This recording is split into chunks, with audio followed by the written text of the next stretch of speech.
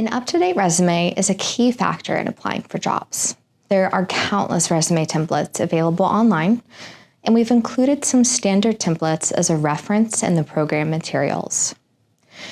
It can be confusing to review so many different options, but remember that there is no one right way to format your resume.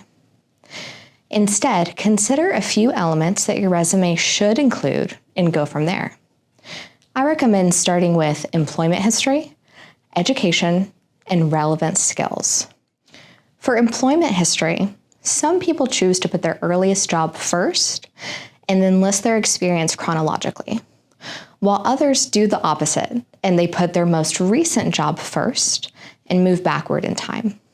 If you have a long employment history, or if your latest employment is more relevant to the position you're applying for, it's most common for your most recent or current job to be listed first and then move backwards. Along with the dates, job title, and employer, you want to present a few bullets or sentences that describe your work in each position. This doesn't have to be an exhaustive accounting of everything you did, but you should consider the role you're applying for and what skills you can highlight from your previous jobs that would be most relevant and transferable. Education is typically included in a resume. Some people, particularly new graduates, will have their degree at the top of their resume because it highlights their latest accomplishment. But as you get more years of work experience under your belt, it's common for the education section to be listed lower on the resume. For relevant skills, some people choose to list their qualifications or relevant skills that they want to highlight. This is an optional field and may be most helpful if you are intentionally changing career paths. This could be an opportunity for you to help the hiring manager connect the dots of your experience to their vacancy. There are a few optional fields that you may want to include as well.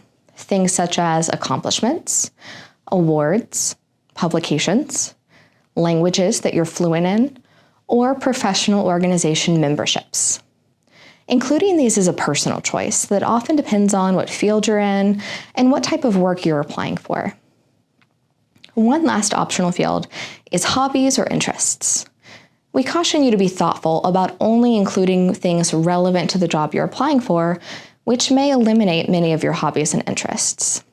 An example of this could be that you're applying to be a pastry chef, and you've never worked in a professional kitchen before, but you have a blog where you show people how to make meals on a budget.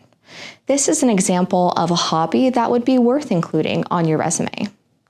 On the other hand, it might not be as relevant for you to share that you enjoy skiing.